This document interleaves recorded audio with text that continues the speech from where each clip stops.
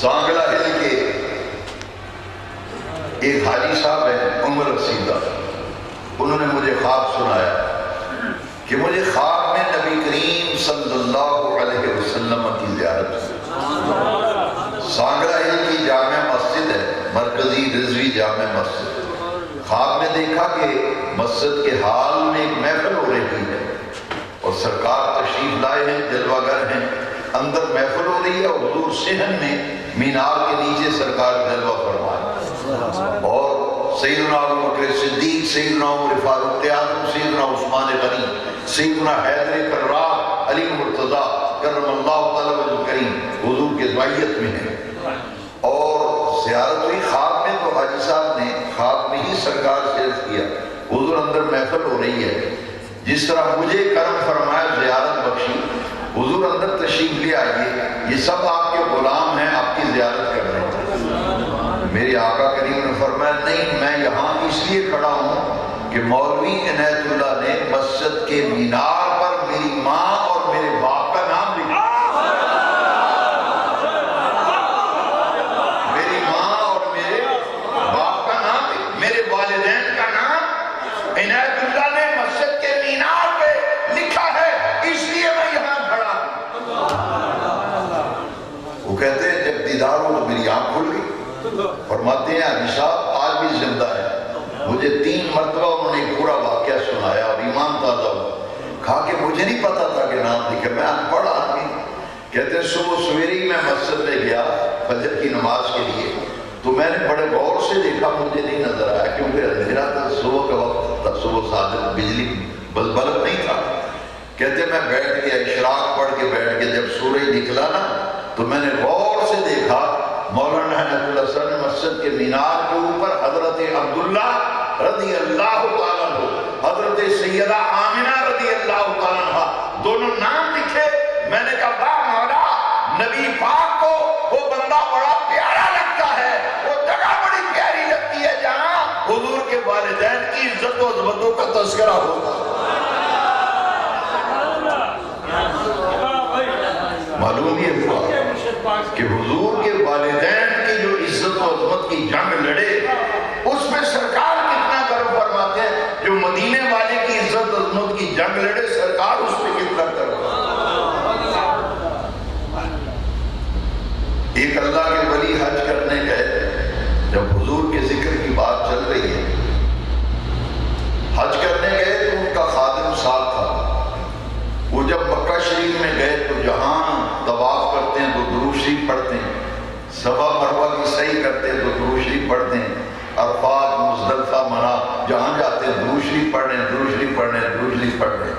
اور جب مدینہ پاک گئے تو وہاں تیسرا کلمہ اور اسماء الحسنی کا ورد ہو رہا۔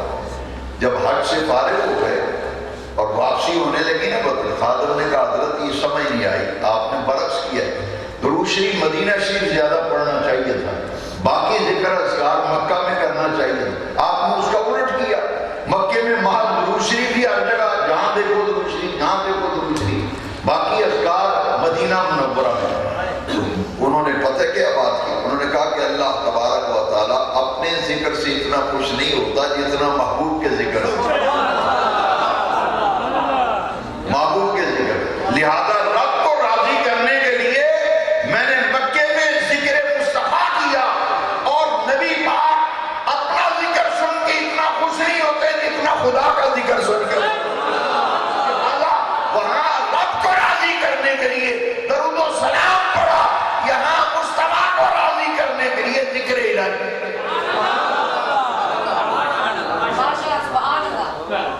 میرے آقا کریم کی شانوں اور عظمتوں کا کیا کہنا، جو مصطفیٰ کریم کی عزت و عظمت اور حضور کا احترام و ادب کرتا ہے، کیا مقام ہے اس کا۔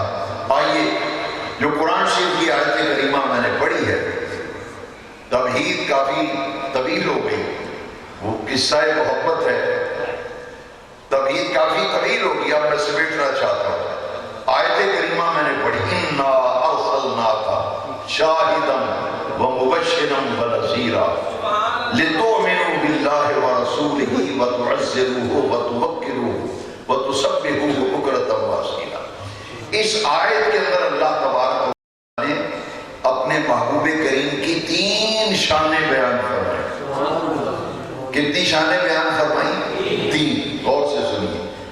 آج آپ دیکھ لیں ایک ثناء پڑھتا ہے پھر دوسرا پڑھتا ہے پھر تیسرا پڑھتا ہے. کئی لوگ کہتے ہیں جناب یہ تعریف پہ تعریف تعریف پہ تعریف، یہ کیوں کرتے؟ میں نے کہا یہ رب کا طریقہ ہے، رب کا دستور ہے. قرآن میں اللہ کریم 3 باتوں کا حکم دے رہا ہے قرآن میں، اور 3 باتوں کا حکم دینے سے پہلے بے نیاز رب نے پہلے محبوب کی 3 نعتیں بیان کی. 3 حکم ہیں اس آیت کے اندر، لیکن 3 حکم بعد میں ہیں، پہلے نبی پاک کی 3 نعتیں بیان کی.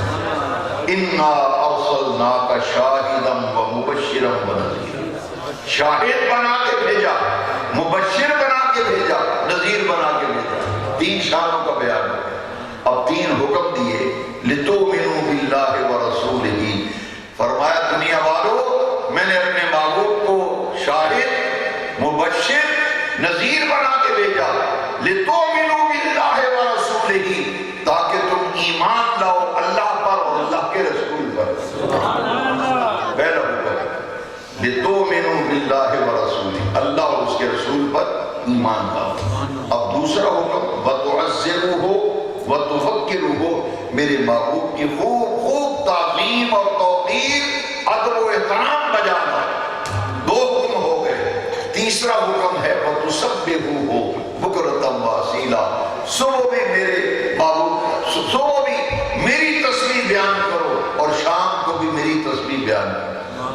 3 شانیں بیان کی، 3 نعتیں بیان کی اور 3 حکم دیے. پہلا حکم ہے لِتُؤْمِنُوا بِاللَّهِ وَرَسُولِهِ. میں اگلے دن ایک سفر میں تھا تو وہاں دیوار میں کسی نے 2-3 دیواروں پہ وہاں کسی نے لکھا ہوا تھا کہ اللہ کو مان اور کسی کو نہ مان. اللہ کو مان اور کسی کو نہ مان. میں نے کہا دیکھیے قرآن کہتے ہیں لِتُؤْمِنُوا بِاللَّهِ وَرَسُولِهِ، اللہ پر بھی ایمان لاؤ اور اللہ کے رسول پر بھی ایمان لاؤ. اللہ کو بھی مانو، اللہ کے رسول کو بھی مانو. پہلا حکم یہ. اور دوسرا حکم ہے وَتُعَزِّرُوهُ وَتُوَقِّرُوهُ، میرے محبوب کی خوب خوب تعظیم اور توقیر بجا لاؤ. تیسرا حکم ہے سورج نکل رہا ہو تب بھی اللہ کی تسبیح بیان کرو، سورج غروب ہو رہا ہو تب بھی اللہ کی تسبیح بیان کی. اس آیت میں یہ خاص نقطہ ہے کہ تسبیح کا ذکر پہلے ہونا چاہیے تھا اور نبی پاک کی تعظیم کا ذکر بعد میں ہونا چاہیے تھا ترتیب کے اعتبار سے.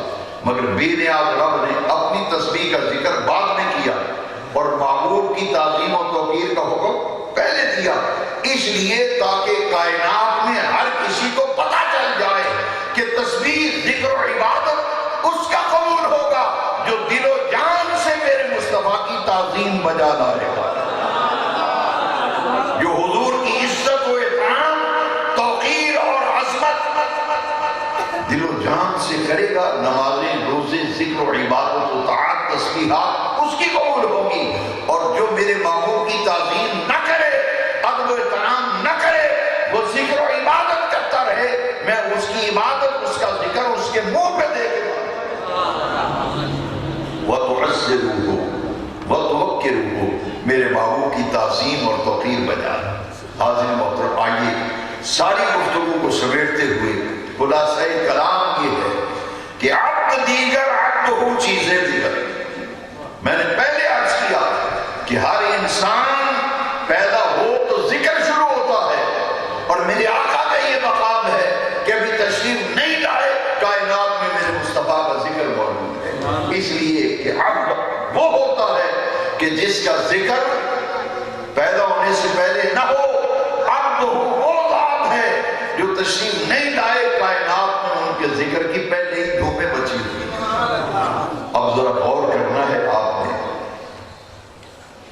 کہ اللہ کریم نے اپنے محبوب کو یہ مقام دیا کہ تعظیم اور توقیر کا حکم دیا کہ میرے محبوب کی تعظیم کرو، میرے محبوب کی توقیر کرو. تو تعظیم اور توقیر حضور کی کرنے کا حکم دیا. تو جب ہم صحابہ کرام کو دیکھتے ہیں جو اولین مخاطب ہیں، نبی کریم صلی اللہ علیہ وسلم پر قرآن اترا تو قرآن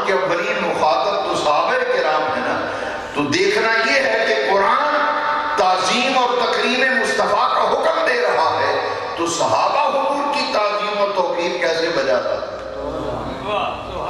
جنہوں نے دین حضور سے سیکھا. عبد دیگر عبدہ چیزیں دیگر.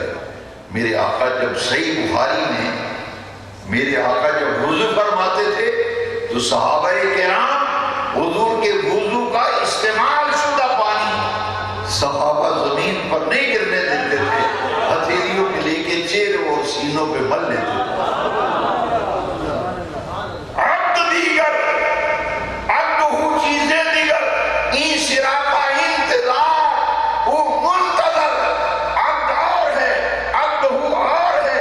ارے عبد وہ ہوتا ہے جو تھوکے تو بیماریاں پھیلیں، اور عبدہ وہ ہے وضو کے اندر صحابہ کرام میرے نبی پاک کا لعاب دہن ہتھیلیوں پہ لے کر چہروں اور سینوں پہ مل دیا. میرے آقا کا لعاب دہن کہ دادا کی آنکھ نکل گئی، حضور کا لعاب دہن لگا کہ دادا کی آنکھ ٹھیک ہو گئی. کھارے کنویں کے اندر میرے مصطفیٰ کا لعاب دہن پڑا تو کھارا کنواں میٹھا ہو گیا.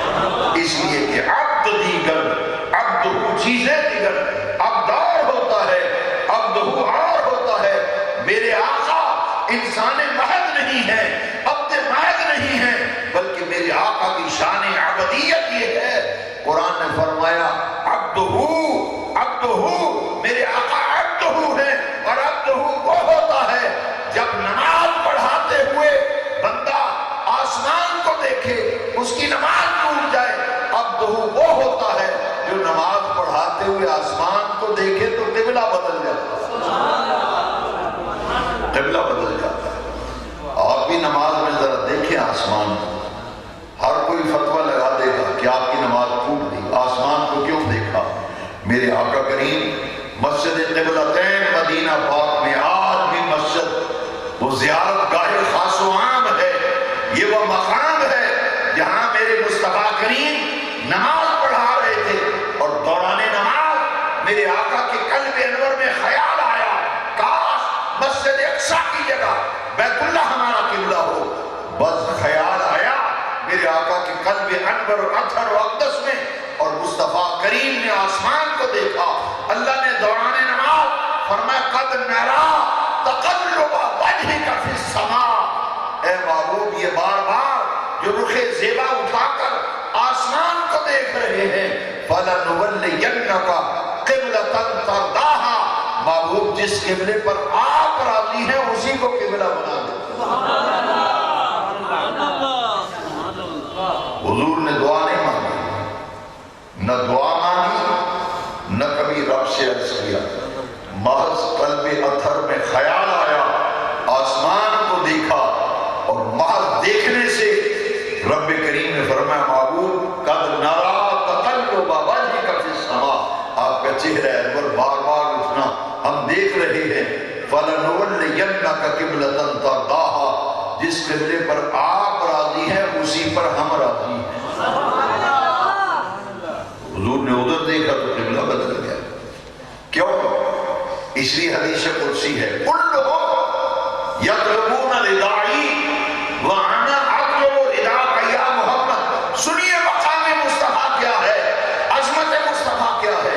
میرے آقا کریم فرماتے ہیں کہ میرے رب نے فرمایا کلہم یطلبون ردائی وانا اطلب رداک یا محمد. اے محبوب ہر کوئی چاہتا ہے رب راضی ہو جائے، پیارے میں چاہتا ہوں مصطفیٰ راضی ہو جائے. کلہم یطلبون ردائی وانا اطلب رداک یا محمد. پیارے محبوب ہر کوئی چاہتا ہے رب راضی ہو جائے، محبوب میں چاہتا ہوں مصطفیٰ راضی ہو جائے. اسی لیے میرے امام نے فرمایا خدا کی رضا چاہتے ہیں دو عالم، خدا چاہتا ہے رضائے محمد.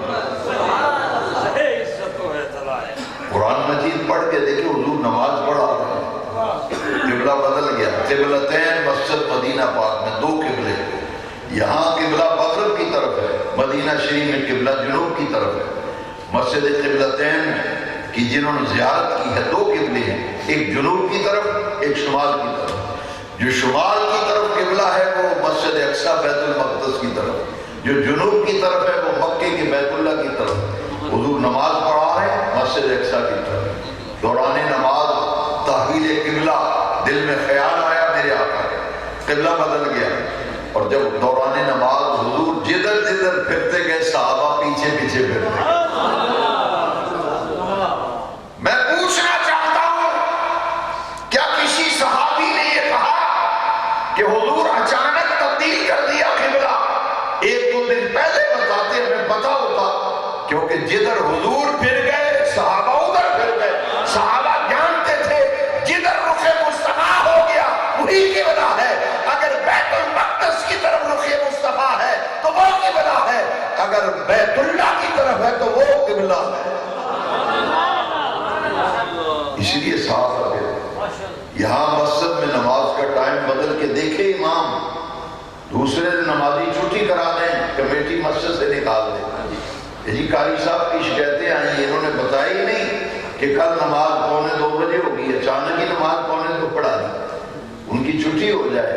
صحابہ نے اپنے عمل سے بتا دیا جو مصطفیٰ فرما دے وہی دین ہے، وہی شریعت ہے، جو مصطفیٰ کر دے وہی دین ہے، وہی شریعت ہے۔ جدھر جدھر حضور پھرتے کہ صحابہ ادھر پھرتے گئے۔ حاضرین محترم، میرے آقا کے محض دل انور میں خیال آیا تو قبلہ تبدیل ہو گیا، لہذا ماننا پڑے گا عبد دیگر عبد ہو چیزیں دیگر۔ بخاری کی حدیث میں ہے صحابہ حضور کے وضو کا پانی چہروں اور سینوں پہ ملتے تھے، کھارے والا کے حضور کے دیوانوں مچل جاؤ۔ میں جب یہ بخاری شریف کی حدیث پڑھتا ہوں، یہ پڑھاتا ہوں، عجیب لطف آتا ہے کہ عربی کے اندر کلی کو مدمدہ کہتے ہیں، وضو کے اندر جو کلی کرتے ہیں نا اسے عربی میں مدمدہ کہتے ہیں، اور وضو میں جو ناک صاف کرتے ہیں اسے استنشاق کہتے ہیں، استنشاق، اور کلی کو مدمدہ کہتے ہیں۔ صحیح بخاری پڑھ رہا ہوں، حدیث شریف پڑھ رہا ہوں، میرے آقا جب مدمدہ فرماتے کلی فرماتے وضو میں، صحابہ حضور کے دہن مبارک سے لگنے والا پانی دونوں ہتھیلیوں پہ لے کر چہروں اور سینوں پہ ملتے، میرے آقا استنشاق فرماتے، صحابہ رطوبات جسمانیہ میرے مصطفیٰ کی لے کر ہتھیلیوں پہ مل کر چہروں اور سینوں پہ مل لیا کرتے۔ یہاں امام قسطلانی کی بات سن لو، کلیجے میں ٹھنڈ پڑ جائے، جو مصطفیٰ کی شان سنے اس کے کلیجے میں ٹھنڈ نہ پڑے، اس کو ضرور نہ آئے وہ مومن کیسا۔ اللہ کی عزت و جلال کی قسم، امام قسطلانی نے لکھا میرے نبی پاک کی رطوبات جسمانیہ یہ پاک بھی تھی خوشبودار بھی، حضور کی رطوبات جسمانیہ پاک بھی تھی خوشبودار بھی تھی، تبھی تو وضو کا پانی، کلی کا پانی، استنشاق کی رطوبت صحابہ لے کر چہروں اور سینوں پہ ملتے تھے، کیونکہ امام قسطلانی نے کہا کہ صحابہ کا ایمان تھا کہ نبی کریم کی رطوبات جسمانیہ نہ صرف پاک ہیں بلکہ رطوبات جسمانیہ میرے آقا کی خوشبودار بھی۔ یہ پسینہ انسان کی رطوبت ہے، پسینہ گرمیوں کے موسم میں تو جب آدمی گھر آتا ہے تو پہلا کام یہ کرتا ہے، سارا دن کام کاج کر کے کپڑوں سے اب پسینے کی عجیب سمیل آتی ہے، وہ وائٹ بھی فوراً کپڑے استری کرے گی کہ آپ کے پسینے کی بو آ رہی، کپڑے چینج کر لیں، نہا لیں۔ یہ ہے عبد المحض، اور عبدہو کی شان کیا ہے؟ ہر ایک کی پسینہ رطوبت جسمانی ہے، ہر بندے کی رطوبت جسمانی متعفر ہے۔ اللہ کی عزت کی قسم، امام قسطلانی نے لکھا وہ بندہ مومن ہو ہی نہیں سکتا جو مدینے والے آقا کی رطوبات جسمانیوں کو پاک اور خوشبودار نہ مانے۔ استنشاق صحابہ ہتھیلیوں پہ چہرے وضو کا پانی کر رہے ہیں، اور کتاب الشفا قاضی ایاز سے ایک بات کیے بغیر میں نہیں رہ سکتا۔ یہ تو بچہ بھی بتائے گا کہ خون حرام ہے، خون کا پینا، خون کا کھانا حرام۔ قرآن میں نص قطعی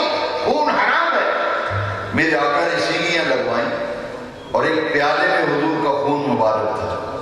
حضور کے مشہور و معروف صحابی حضرت جلیل القدر صحابی حضرت عبداللہ بن زبیر رضی اللہ عنہ، میرے آقا نے فرمایا عبداللہ یہ خون لے جاؤ، پیالہ خون والا، اسے محفوظ جگہ پہ رکھو.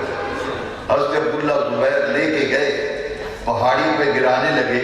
خیال آیا کسی کا پاؤں نہ آ جائے. یہ عام آدمی کا خون تھوڑا ہے، یہ تو رسول معظم کا خون مبارک ہے جن کی گزرگاہ کی رب قرآن میں قسمیں کھاتا ہے. یہ اس محبوب کا خون ہے جو مکے کی گلیوں میں گزرے تو رب فرماتا لا اقسم بہذا البلد وانت حل بہذا البلد. محبوب یہاں کعبہ ہے، ہوا کرے میں مکے کی قسم اس لیے نہیں کھاتا، یہاں کعبہ ہے، بیت اللہ ہے، وہ ہوا ہے ہوتا رہے، مجھے اس سے فرق نہیں. مجھے تو یہ فرض ہے اس شہر کی سرزمین پہ تیرے تلوے لگے.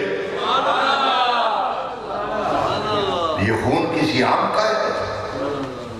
غار میں پھینکنے لگے، کہا غار میں کوئی آئے گا اس کے پاؤں آئیں گے. دل سے آواز آئی عبداللہ یہ خون تو رسول معظم کا ہے، آمینہ کے لال کا خون ہے، سید اسے پی جا. حضرت عبداللہ بن زبیر نے وہ پیالہ پکڑا اور حضور کا خون مبارک نوش کر لیا، پی لیا. جب آئے نا غور سے سنی، سرکار نے فرمایا عبداللہ وہ میرے خون والا پیالہ کہاں رکھا؟ حضور میں یہ رکھنے لگا تھا تو خیال آیا بے نہ حضور میں پی گیا ہوں. ایمان سے بتاؤ خون تو حرام ہے، کیا مصطفیٰ کریم نے ڈانٹا کہ عبداللہ یہ تو نے کیا کیا غلطی کی؟ نہ غور سے سنو، اب سمجھو وَتُعَزِّرُهُ وَتُوَقِّرُهُ. میں قرآن کی آیت میں گفتگو کر رہا ہوں. فرمایا عبداللہ وہ خون کا کیا کیا؟ حضور میں پھینکنے لگا، گرانے لگا غار میں، پہاڑی پر، محفوظ جگہ پہ. دل میں خیال ہے یہ محفوظ نہیں ہے، یہ تو کسی کا پاؤں آنے کا امکان ہے، میں نے اسے پی دیا. میرے آقا ناراض نہیں ہوئے، حضور ڈانٹتے نہیں ہیں. میرے آقا نے ایک نہیں دو خوشخبریاں دی. کتنی؟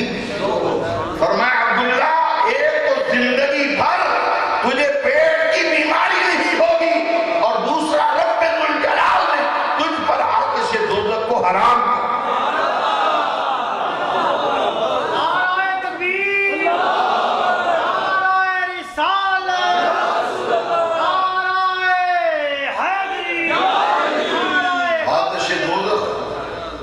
خون پی گئے، زندگی بھر پیٹ کی بیماری نہیں ہوگی، آتش دوزخ حرام ہو گئی. اب آؤ میں دوسرا پہلو عرض کرنا چاہتا ہوں. آپ کے ذہن و ضمیر پر دستک دیتے ہوئے نہایت ادب و احترام سے دین کا ایک اہم مسئلہ بتانا چاہتا ہوں. آج جو بات بات پر کہے جناب اس کا کیا ثبوت ہے، اس کا کیا ثبوت ہے، اس کی کیا دلیل ہے، اس کی کیا دلیل ہے، کیا میں بھی یہ پوچھنے کا حق رکھتا ہوں مجھے بتایا جائے کہ قرآن کی کسی آیت میں ہے کہ حضور وضو فرمائیں تو وضو کا پانی چہروں پہ ڈالو؟ کیا قرآن کی کسی آیت میں ہے کہ حضور کا خون لے کر پیو؟ نہ قرآن کی آیت میں، نہ کسی حدیث میں، نہ میرے آقا نے کبھی فرمایا، مگر صحابہ نے یہ کام کر کے دکھایا.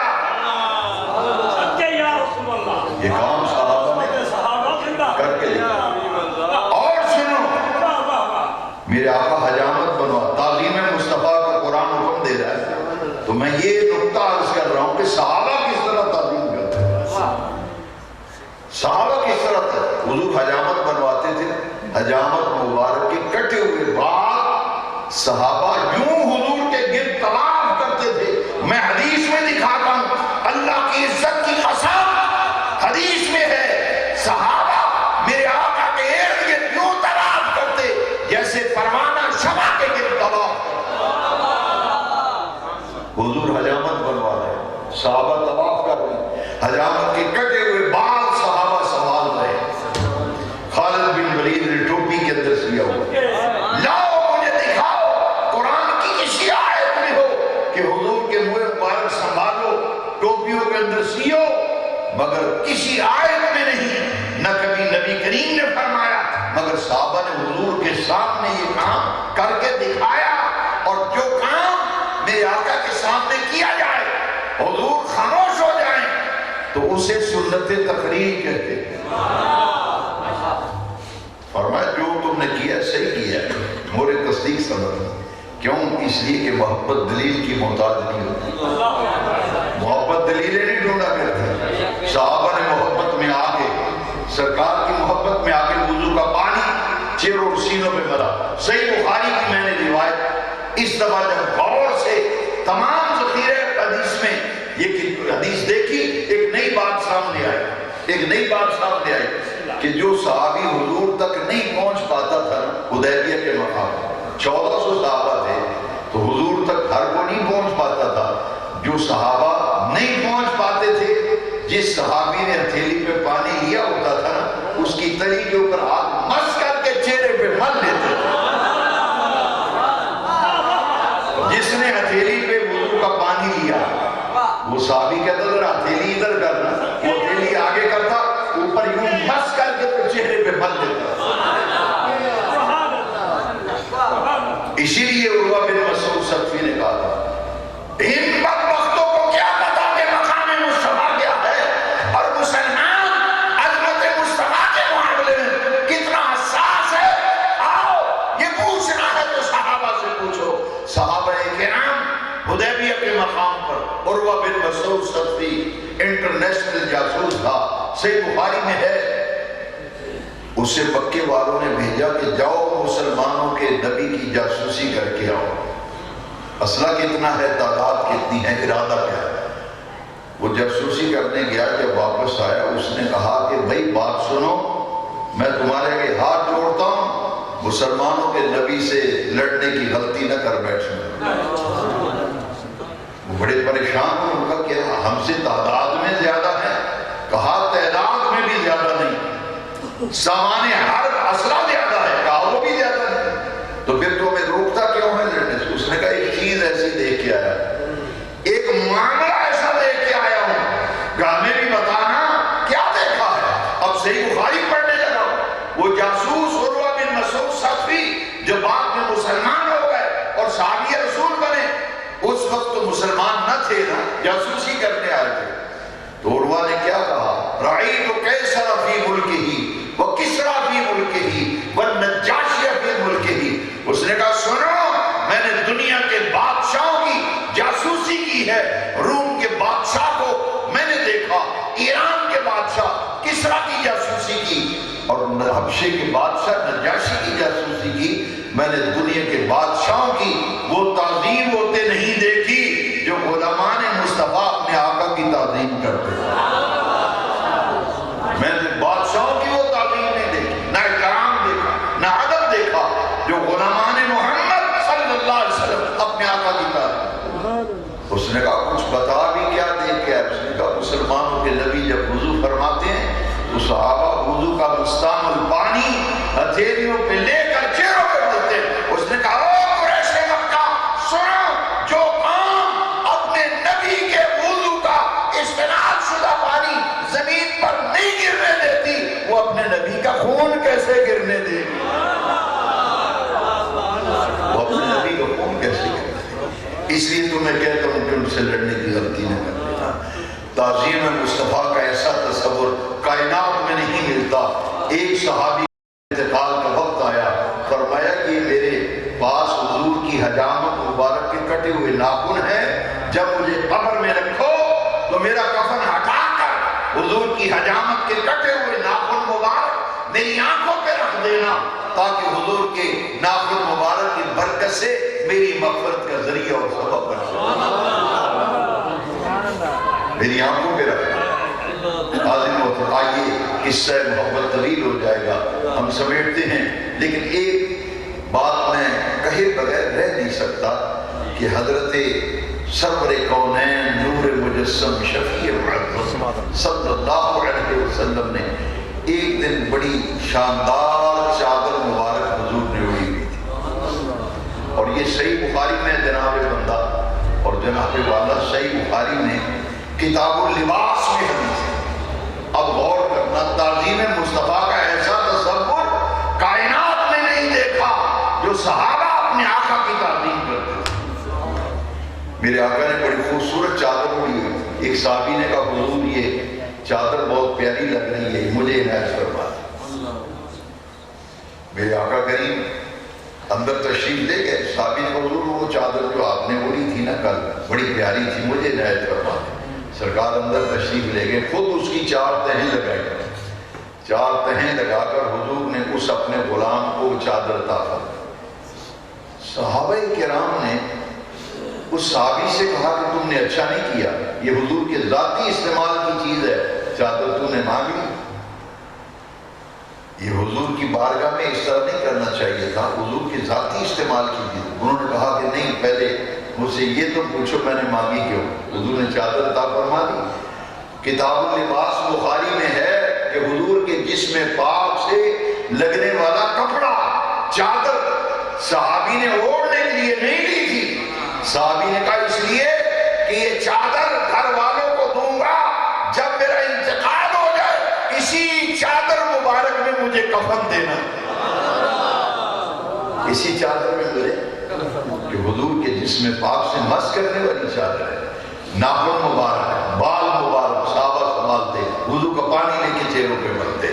تو صحابہ نے جو تعظیم مصطفیٰ کا تصور دیا, تو غور فرمائیے ایسا تصور تو کائنات میں نہیں. اور صحیح بخاری میں ہے کہ حضور نماز پڑھاتے تھے تو صحابہ پوری نماز میں حضور کے چہرے کی زیارت کیا کرتے. عبادت خدا کی ہو رہی ہے, تعظیم میرے مصطفیٰ کی ہو رہی ہے. حاضرین محترم, میرے آقا کو اللہ نے یہ مقام دیا, یہ شان دی. خوش نصیب ہیں وہ لوگ جو عظمت مصطفیٰ کا پرچار کرتے ہیں, ذکر مصطفیٰ کی محفلیں سجاتے ہیں. میں آپ کا شکریہ ادا کرتا ہوں, آپ نے بڑی توجہ سے گفتگو سنی. میرے بہت ہی پیارے عزیز, بلکہ میرا یہ فخر ہے, افتخار, میرا بھی افتخار ہے. میں انہیں افتخار نقابت بھی کہتا ہوں, اپنا فخر بھی کہتا ہوں, اللہ نظام کہتا ہوں, برسر عام کہتا ہوں. جی اس نوجوان کو اللہ نے بڑی عزتیں دی ہیں, بڑا نوازا ہے. اور میں یہ سمجھتا ہوں کہ دن رات حضور کے ذکر کی محفلوں میں یہ حاضری دیتے ہیں, سرکار کا ذکر کرتے ہیں, تو حضور کے ذکر کی تو بڑی برکتیں ہیں. جی حضور کے ذکر کی بڑی برکتیں ہیں. شاید میری بھی بخشش اسی بہانے ہو جائے کہ یہ سرکار کا کرم ہے, ان پہ اللہ تعالیٰ ہمیشہ کرم ہی رکھے. میں ان کو نہ نہیں کر سکتا جلسوں میں تو جانا چھوڑا ہوا ہے. تو حادثہ نے مجھے کہا کہ وہاں بہت پیار والے لوگ ہیں, کھارے والا والے, تو آپ نے آنا ہے. میں ان کی بات نہیں ٹال سکا.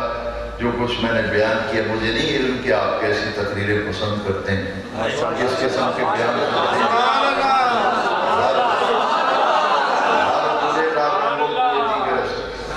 تقریریں تو سبھی کرتے ہیں, ہر ایک کی خوشبو الگ ہے, ہر ایک کا معاملہ الگ ہے. مجھے جو بزرگوں کے قدموں پہ بیٹھ کے جو سیکھا ہے, میں نے آپ کو وہ سبق سنایا. بس مرید ہی بن جائے تو بڑی بات ہے. یہ پیر کہتے ہیں مجھے, لیکن میں پیر نہیں, میں تو کہتا ہوں مرید ہی بن جائے تو بڑی بات ہے. اور عالم دین ہونا تو بڑے اعزاز کی بات ہے, شاگرد ہی بن جائے تو بڑی بات ہے. اللہ ہمیشہ, میری دعا ہے اللہ زندگی بھر مجھے دین کے طالب علموں میں رکھے. اللہ تعالیٰ ہمیشہ صحیح مرید ہی بننے کی توفیق دے دے, بڑی بات ہے. میں ان کا بھی شکریہ ادا کرتا ہوں, اور منتظمین کا بھی, جنہوں نے ماشاءاللہ عبدالستار صاحب جنہوں نے, اور ان کے تمام برادران اور عزیز و اقارب جنہوں نے محفل سجائی, ان کی محبت, ان کا پیار اللہ سلامت رکھے. اور سچی بات یہ ہے, جو خلوص دل سے حضور کا ذکر کرتا ہے نا دنیا میں کمی رہتی ہے نہ آخرت میں. مجھے ایک آدمی کہنے لگا کہ میں دیکھیے دینی شعبے چاہ کے میں کی لیا, میں کہ لوگ تین وٹے مارنے سڑکاں تے تو روڑیاں چکڑیاں سن ٹوکریاں, سرکار کا کرم کرو, تھوڑے نعرے بھائی دن کھان بھی تو چنگا, رہن بھی چنگا, حضور دے نام تے موجہ مانتے لگے آگے. اللہ کی عزت کی قسم, ساری عزتیں ساری برکتیں حضور کے محراب پیر میرے علی شاہ صاحب کی بات رہ گئی, اسی پہ ختم کرتا ہوں. اسی بات پہ میں ختم کرتا ہوں, جنہوں جیڑی عزت ملی حضور دے صدقے میں. یقین ہے تو یقین ہے وہ سب جو عزت, جو شان, جو مقام, جو مرتبہ ملیا, یہ حضور دا صدقہ ہے.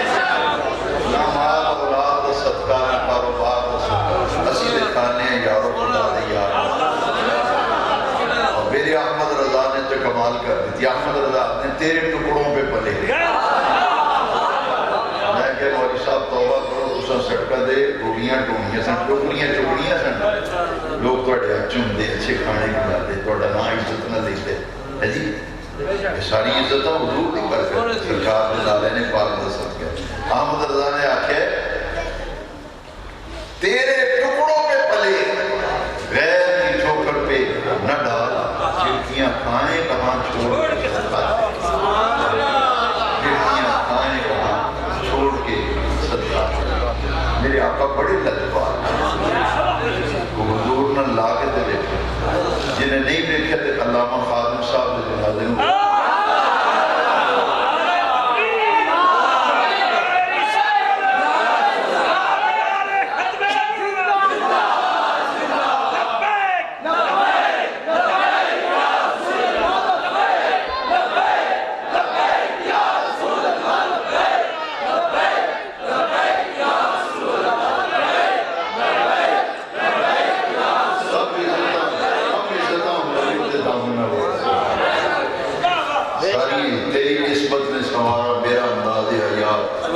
تیرا نہ ہوتا تو سگے دنیا پیر میرے عشاء صاحب نے کمال کر دیا آپ نے جب حضور دی زیارت ہوئی نا تاریخ لے گوڑا شاہ آپ نے فرمایا اس صورت نو میں جانا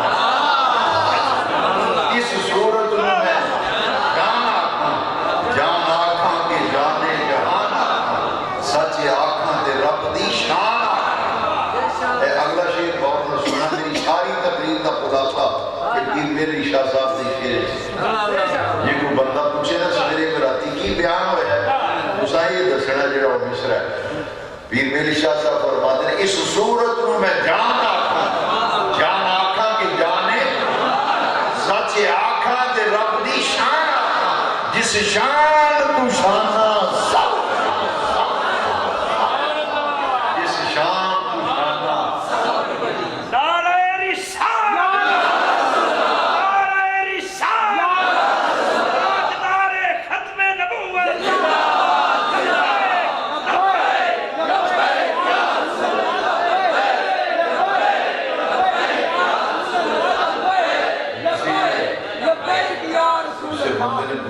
فرانس کی پروڈکٹ جہاں بنے وہاں اس فیکٹری میں کام کرنا چاہیے اپنے دل نو پوچھو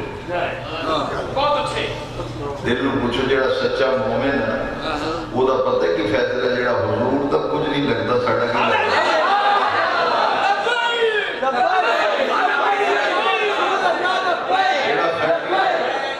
جڑا فیکٹری دا مالک توڑے کہ انہوں گال کرنے کی فیکٹری ملازم کرو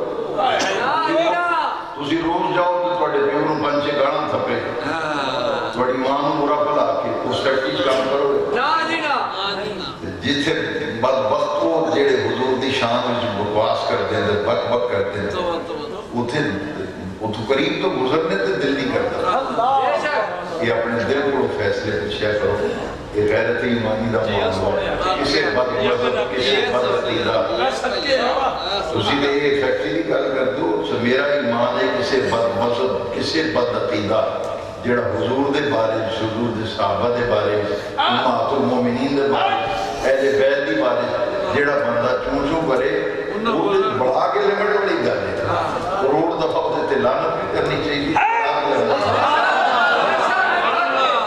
کیوں یہ صحابہ کرام کا فیصلہ سے صحابہ آخر سے جڑا حضور تک کچھ نہیں ساڑھا کی لگتا حضرت صدیق اکبر نے نہیں سی فرمایا بیٹے نے آکھیا ابا جی مذہب یہ میرے ٹہے چڑھ گئے سو پر میں باپ سمجھ کے چھڑ دیتا تھا اجے سیدنا صدیق اکبر کا بیٹا وہ تو کفر بھی سی مسلمان نہیں سی ہویا بدر دے مار کے گھر بیٹھے ہیں میں گل ہو گئی نا جو مسلمان ہوئے کہتے ہیں ابا جی بدر میں تسی میرے ڈیکے چڑھ گئے سو پر میں نے خیال آیا کہ وہی میرا میں تو باپ سمجھ کے چھڑ دیتا اللہ دی عزت کی قسم کتابوں میں چیز میں لکھا ہے صدیق کا چہرہ سرخ ہو گیا مرتی محبت اور میں تو سے میں نے پیو سمجھ کے چھڑ دیتا میری داڑھ تھلے آ جاتا اوپر اللہ لحاظ کبھی نہ کرتا رسول اللہ دا دشمن سمجھ کے تیری کون لا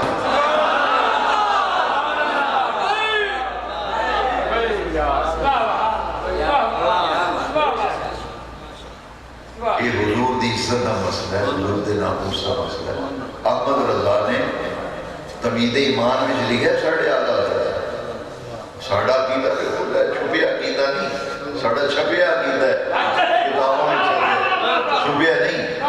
احمد رضا نے آکھیا جیڑا نبی پاک میں کوئی تعلق نہیں رکھتا معاذ اللہ حضور دے معاملے جننے بغیرت ہو جاؤ جی میں دودھ وچ مکھی ٹک بغیرت کٹ کے باہر چھوڑ دے گی اسی طرح وہ اپنے معاملات چو کٹ کے باہر چھوڑ دے گی. سب حضور دی عزت پیاری ہے. کہ احمد رضا دے شیر تے میں اجازت چاہنا اس سوال دا جواب ہے شیر ہے کروں تیرے نام پہ جان کروں تیرے نام پہ جان فدا نہ بس ایک جان دو جہاں فدا دو جہاں سے بھی نہیں جی بھرا کروں کیا کروڑوں جہاں. ساڑھے سارے اقام ساری زندگی حضور دی عزت دی جنگ لڑتے رہے. میرے سیدی اعلیٰ حضرت نے فرمایا کسی آخر جی ذرا اوڑا ہاتھ رکھو تو انہوں جو شدت کر دو تو گانا کر دیں. آپ ہمیں شکر ہے جیدی دیر میں گانا کر دیں حضور والے تو کچھ نہیں آتے نا نبی پاک بولو تو توجہ ہٹ جاتی ہے انہی دیر میں گانا کر دیں. یہی کہ میں چاہنا جیڑا دیر مدینہ شریف وقت جاتا تھی بدلی وقت نہیں نہیں جی آپ تھوڑا رکھو. پھر احمد رضا نے آکھیا میں وہ خنجر تھوڑا پڑھیا قلم ہی ہے نا میرے پر. انہوں نے کہا جی آپ تھوڑا رکھو نا کہ میں وہ خنجر نہیں پڑھیا میرے ہاتھ ہی قلم ہے. تاہی آکھیا کل کے رضا ہے خنجر خونخوار برق بار کلک پہنو آدھن قلم کل کے رضا ہے خنجر خونخوار برق بار آدھا سے کہہ دو خیر منائیں نہ شر کریں. احمد رضا نے کہا میں خنجر پرچہ توڑے پڑے قلم ہی چلانا نا. میں کہا جی آپ تھوڑا رکھو نا کہ قلم ہی چلانا پر میرا قلم جڑا ہے خونخوار خنجر دی طرح کل کے رضا ہے خنجر خونخوار برق بار آدھا سے کہہ دو خیر منائیں نہ شر کریں. آؤ حضور دے دامن نال وابستہ ہو جاؤ زندہ رہیے حضور دی محبت وچ مریے حضور دی محبت وچ قیامت میں اٹھیے قبراں وچ حضور دی محبت وچ.